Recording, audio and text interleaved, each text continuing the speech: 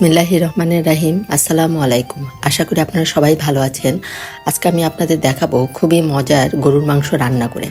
আশা করি এই রান্নাটা আপনাদের খুবই ভালো লাগবে।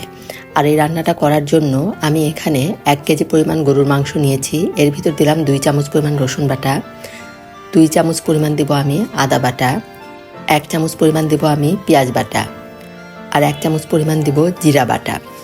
আর গুঁড়া মশলা আমি এখানে দিব 2 চামচ লাল মরিচের গুঁড়া, 1 চামচ ধনিয়ার গুঁড়া, হাফ চামচ হলুদের গুঁড়া, আর 1 চামচ দিলাম লবণ।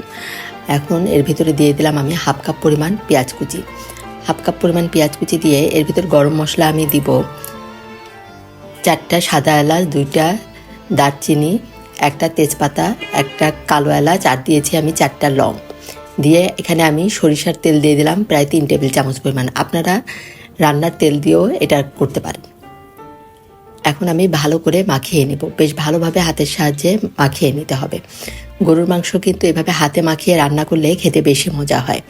আমি এভাবে ভালো করে মশলাটা মাংসের সাথে মাখিয়ে নিলাম। মাখিয়ে নিয়ে এখানে আমি পানি একদম খুবই কম, হাতে যে মশলাটা লেগে আছে এটা ধোয়ার জন্য খুবই সামান্য একটু আমি পানি দিয়েছি। দিয়ে এখন ঢাকনা দিয়ে ঢেকে মিডিয়াম টু হাই হিটে আমি এটা 20 মিনিটের মতো রান্না করে নিব। যে প্রায় 20 মিনিট পরে মাংস থেকে কিন্তু বেশ খানিকটাই পানি বের হয়েছিল। এখন এই পানিটা একদম শুকিয়ে যাওয়া পর্যন্ত আমি এই মাংসটা রান্না করে নিব। এখন নেড়ে আবার ঢাকনা দিয়ে ঢেকে আমি এটা আরও কিছুক্ষণ রান্না করে নিব। আরও প্রায় 10 মিনিটের মতো আমি এটা রান্না করে নিলাম। এই যে দেখুন একদম পানিটা শুকিয়ে গিয়েছে। এই পর্যায়ে এখন আমি এর ভিতর দিয়ে দিলাম একটা পাকা টমেটো আর দিব 2টা পেঁয়াজ কুচি। এই টমেটোটা দেওয়াতেই কিন্তু এই মাংসের স্বাদটা দ্বিগুণ বেড়ে যাবে। এখন আমি ভালো করে মাংসটা কষিয়ে নিব। একদম টমেটো আর পেঁয়াজটা গলে যাওয়া পর্যন্ত আমি এভাবে মাংসটা কষিয়ে নিচ্ছি। এভাবে টমেটো দিয়ে যদি গরুর মাংস আপনারা রান্না করে না খেয়ে থাকেন, অবশ্যই একবার রান্না করে খাবেন, খুবই মজা হয় এটা খেতে। এই যে দেখুন টমেটো আর পেঁয়াজটা কিন্তু প্রায় মাংসের সাথে মিশে গিয়েছে। এখন আমি দিয়ে দিব গরম পানি।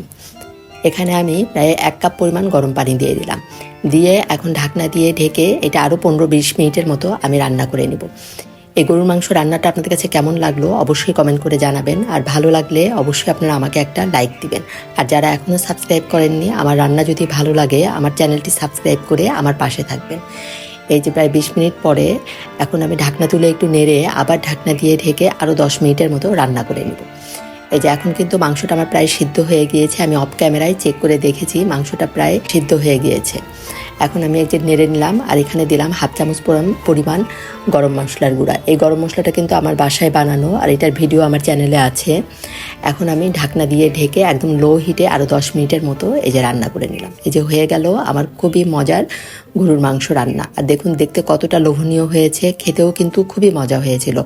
সামনে ঈদে আপনারা অবশ্যই একবার এভাবে রান্না করে খাবেন, ইনশাল্লাহ সবার খুবই ভালো লাগবে। ধন্যবাদ সবাইকে, সবাই ভালো থাকবেন। আল্লাহ হাফেজ।